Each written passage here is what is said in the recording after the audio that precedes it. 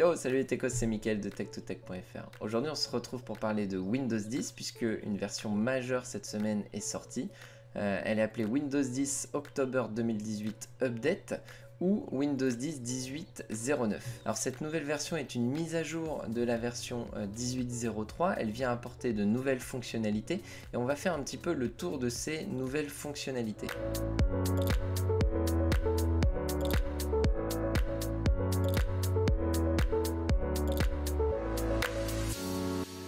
Alors je veux pas spoiler la vidéo, mais faut pas s'attendre à des trucs de dingue, c'est des petites fonctionnalités, il y a quelques grosses fonctionnalités sympas, mais rien de transcendant pour cette nouvelle version. Alors pour faire tout ça, on va faire ça sur ma machine, et comme vous pouvez le voir ici, si on fait un petit WinVer, on voit qu'on est en version donc 18.09.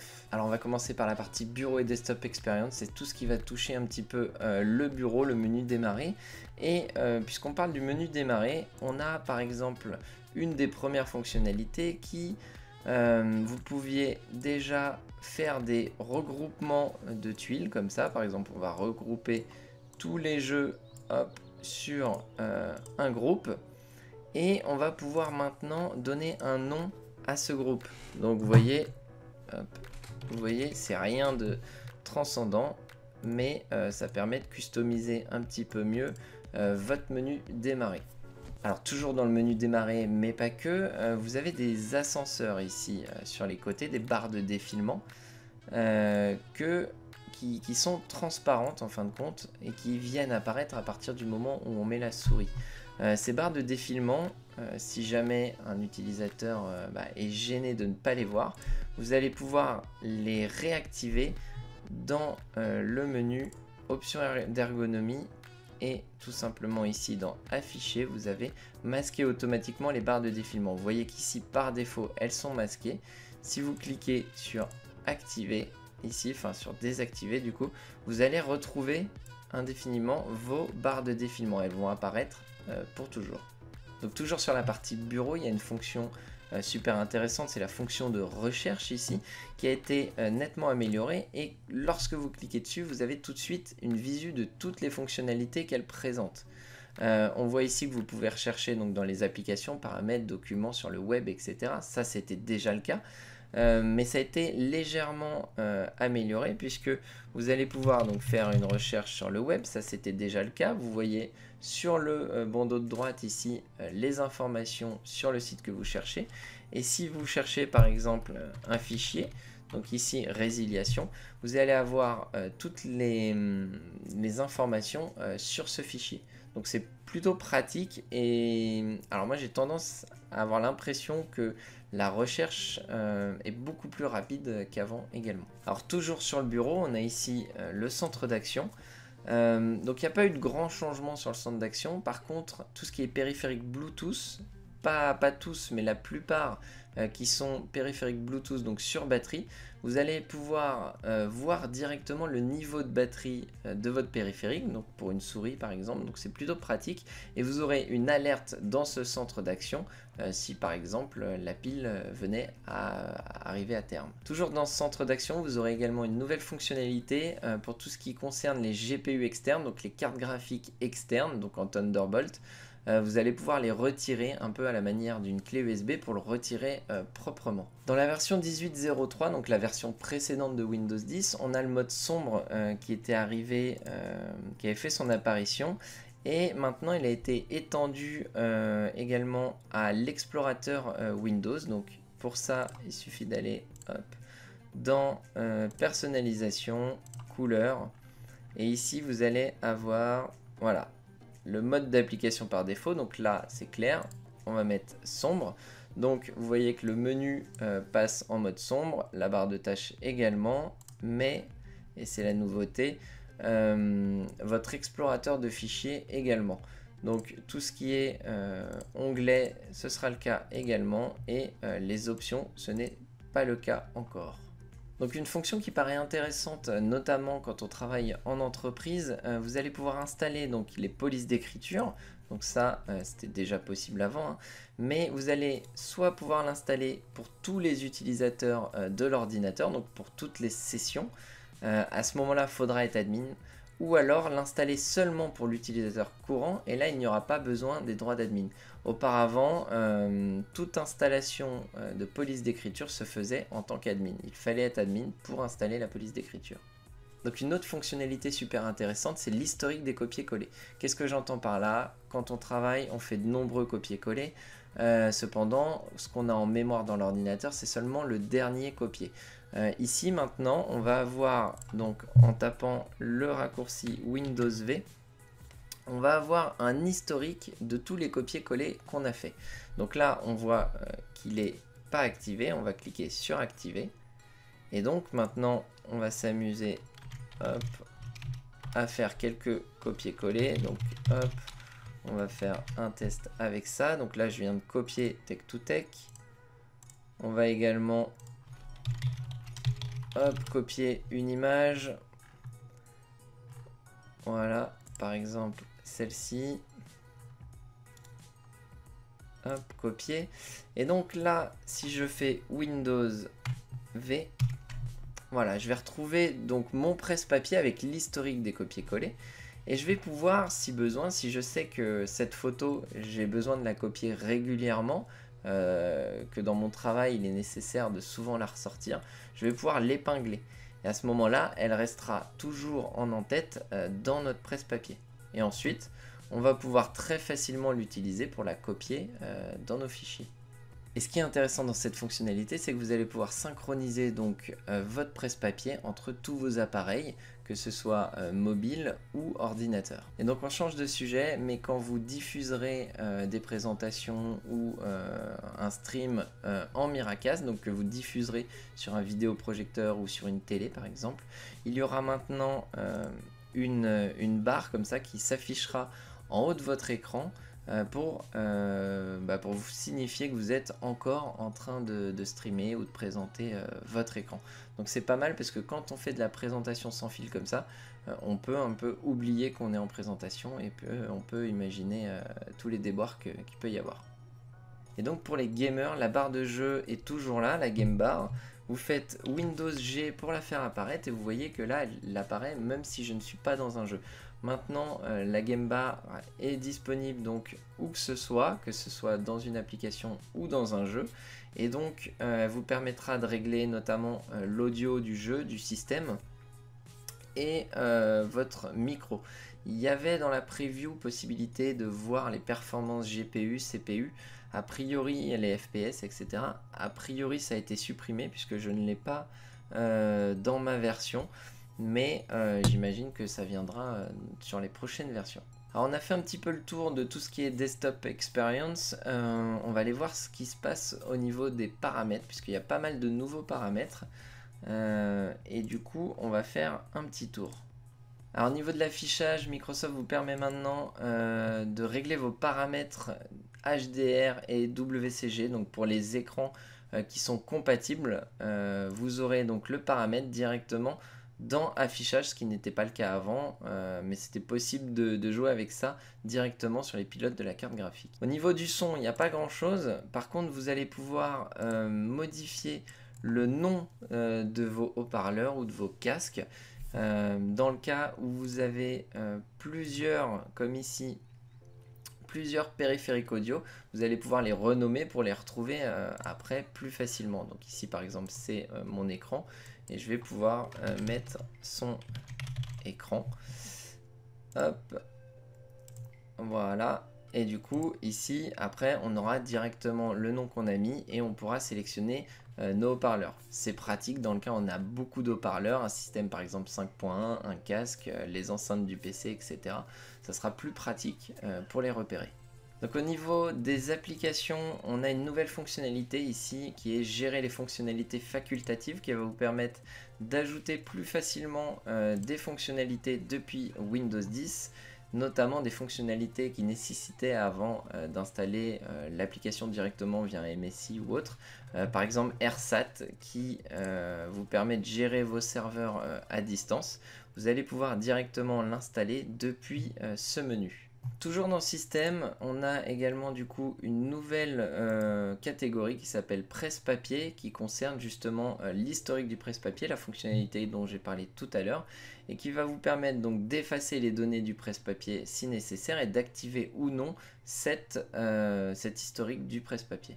Donc au niveau de la partie périphérique, on a donc la prise en charge du niveau de batterie pour les périphériques Bluetooth, ça j'en ai parlé tout à l'heure, et on a un gros travail qui a été fait sur la saisie. Donc la saisie, c'est ce que vous allez taper sur votre clavier virtuel, donc c'est essentiellement pour les personnes utilisant un écran tactile, et vous avez maintenant la prise en charge de SwiftKey, qui est, vous savez, les mots que vous allez écrire en glissant votre doigt directement de lettre en lettre. Je dois pouvoir vous le montrer.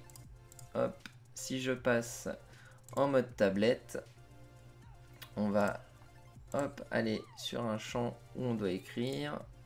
Et donc vous voyez que si par exemple, je ne sais pas quel mot je veux écrire, mais hop, console par exemple, vous glissez comme ça. Et donc là, évidemment, il me met pas le bon mot. Voilà, il est proposé ici. Mais donc, vous voyez l'idée, si vous ne connaissez pas SwiftKey, c'est vraiment pas mal. Et a priori, il y a eu un gros travail aussi justement sur la reconnaissance des mots et l'apprentissage par rapport à ce que vous avez l'habitude d'écrire. Vous avez d'ailleurs beaucoup d'informations sur tout ce que vous allez écrire avec votre clavier virtuel. Vous aurez le nombre de mots que vous a suggéré Microsoft, etc. Donc ça, après, on aime ou on n'aime pas. On peut désactiver si besoin, si on a peur que les données soient envoyées à Microsoft. Et moi, je vais repasser donc en mode normal plutôt que de tablette. Et puis, je vais vous montrer la suite. Et donc, dans les paramètres de compte, ici, vous avez une nouvelle section, donc dans famille et autres utilisateurs, qui est ici, là, configurer un mode plein écran. C'est en fin de compte le mode kiosque, c'est-à-dire que vous allez pouvoir passer votre ordinateur en mode kiosque, et du coup, imaginons que vous avez une borne en entreprise, un kiosque d'internet public à créer, vous allez pouvoir le faire ici, et directement donc créer une nouvelle session qui ne pourra par exemple qu'aller sur internet ou sur un seul site ou sur une application spécifique. Tout ça, ça se fait depuis donc le mode, ce qu'ils appellent le mode plein écran en français, mais le mode kiosque est beaucoup plus adapté. Donc au niveau de la partie heure et langue ici, on a maintenant deux sections bien distinctes. Les régions qui vont vous permettre donc de choisir votre région et les langues qui vont vous permettre de choisir les langues. Avant c'était un seul menu et c'était un petit peu le bazar, mais là vous allez pouvoir choisir la langue d'affichage dans langue et région. Dans région vous choisirez le pays où vous vous situez et donc par exemple dans date et heure le fuseau horaire. Alors parlons de Cortana. Cortana, vous allez pouvoir lui changer de nom. Si Cortana vous plaît pas, vous pouvez cliquer ici sur modifier mon nom. Et ici, vous pourrez l'appeler comme vous voulez, cacahuète par exemple. Je ne sais pas du tout comment ça s'écrit. Mais voilà, et vous l'appellerez cacahuète. Cacahuète. Ça marche très bien. C'est parfait. Et toujours dans le menu de Cortana, vous avez maintenant un onglet autorisation historique qui vous permettra d'avoir des informations sur le compte qui utilise Cortana. Et vous allez pouvoir désactiver certaines fonctionnalités, notamment l'historique des activités que vous avez avec Cortana. Donc maintenant dans la fonction option d'ergonomie, vous avez ici agrandir le texte. Ce n'était pas le cas avant, vous aviez seulement tout agrandir, donc vous pouviez tout agrandir de 125, 150, 175%, et maintenant vous pouvez seulement jouer sur le texte, ce qui permet d'agrandir seulement le texte et pas forcément tout Windows, toutes les applications, donc ça peut être pas mal. Alors un truc qui revient à peu près tout le temps, c'est les utilisateurs qui se plaignent d'avoir leur ordinateur qui redémarre à un moment où ils ne voulaient pas, suite justement à une mise à jour. Peut-être que ce sera le cas pour vous lors de l'installation de cette mise à jour 18.09. Microsoft en est bien conscient. Du coup, ils avaient déjà ajouté ici le modifier les heures d'activité, ce qui devrait éviter que l'ordinateur redémarre pendant ces heures-là, puisque vous allez lui dire à partir de quelle heure vous commencez à travailler, à quelle heure vous terminez.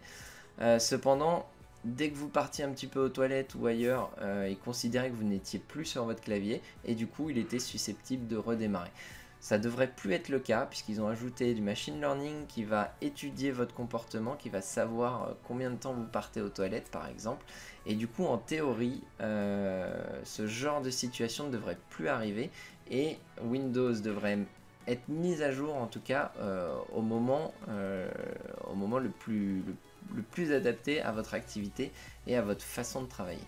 Alors on va sortir des paramètres et on va aller voir le gestionnaire de tâches qui a été légèrement modifié aussi.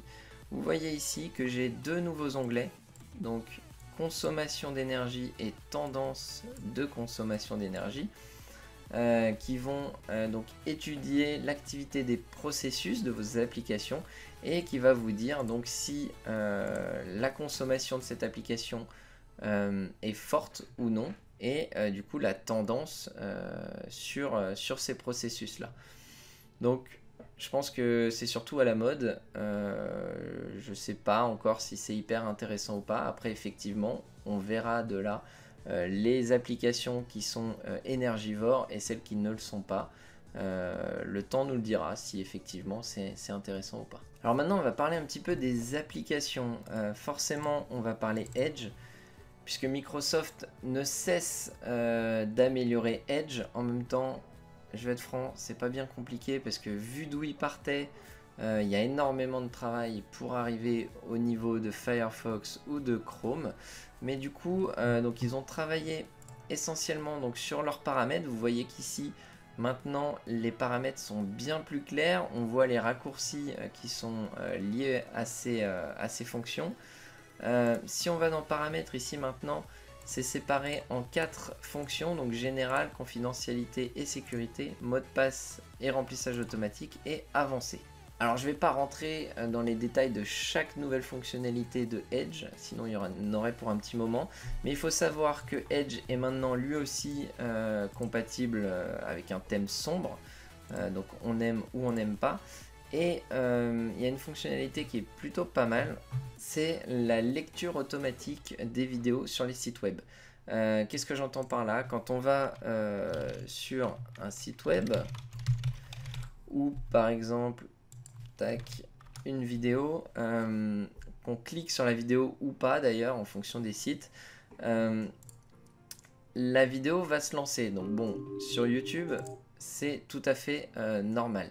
Mais sur d'autres sites, ça se lance sans qu'on le veuille et ça peut être très chiant. Ici, on a une nouvelle fonctionnalité qui est donc dans Avancer ici et qui va permettre donc de bloquer ou limiter le son et les vidéos. Donc si on met bloqué, le chargement de la vidéo ne se fera pas et c'est vous qui devrez dire si je veux regarder cette vidéo et du coup vous appuierez sur play. Donc ça peut être pas mal sur les sites comme Facebook ou plein d'autres sites qui lancent les vidéos un peu à votre insu. Ils ont également amélioré le reading mode, le mode lecture. Hop, si on retourne sur mon blog et qu'on prend n'importe quel article, ici en haut on a un reading mode, ça permet de lire plus facilement l'article, ça enlève les pubs, tout ce qui peut nous faire chier à la lecture de l'article. Et donc il y a une nouvelle fonctionnalité qui permet, donc s'il y a un mot que vous ne connaissez pas, imaginons téléchargement, vous double-cliquez dessus et vous avez tout de suite la définition, donc ça c'est plutôt sympa. Et vous allez avoir également ici outils d'apprentissage qui va vous permettre donc de changer la couleur du fond si ça vous fait du bien aux yeux. Mais vous allez pouvoir également espacer un peu plus le texte si ça vous aide à lire. Hop, je vais enlever ça. Voilà. Et vous avez également les donc, outils de grammaire. Donc ça c'est ce qu'on a vu tout à l'heure. Donc pour vérifier la grammaire. Et vous avez donc la préférence de lecture ici qui va vous permettre de mettre au point, de faire une mise au point seulement sur une partie du texte. Donc soit une ligne, 2-3 lignes ou un peu plus. Et à ce moment-là, ce sera censé plus lisible, en tout cas c'est censé être plus lisible pour le lecteur. Donc voilà, donc ça bon c'est des petits trucs, mais voilà ce que Edge a fait au niveau du reading mode. à savoir que ça fonctionne également sur les PDF. Et puisqu'on parle des PDF, il faut savoir également, si je vais dans les documents, voilà, que l'icône du PDF a changé. Avant c'était Edge.